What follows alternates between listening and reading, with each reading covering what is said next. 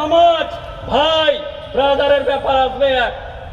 নারায়ে তাকবীর, জোরে, এরকম নিব না, একদম জোরে, কলিজা মুখ দিয়ে যেন বেরিয়ে চলে আসে, হাতে করে বাড়ি নিয়ে যেতে হবে কলিজা। নারায়ে তাকবীর, নারায়ে তাকবীর, নারায়ে তাকবীর।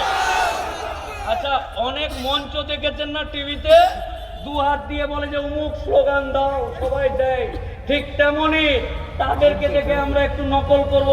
হাত উঠিয়ে একবার নারায়ে তাকবীর, নারায়ে তাকবীর, নারায়ে তাকবীর, নারায়ে তাকবীর।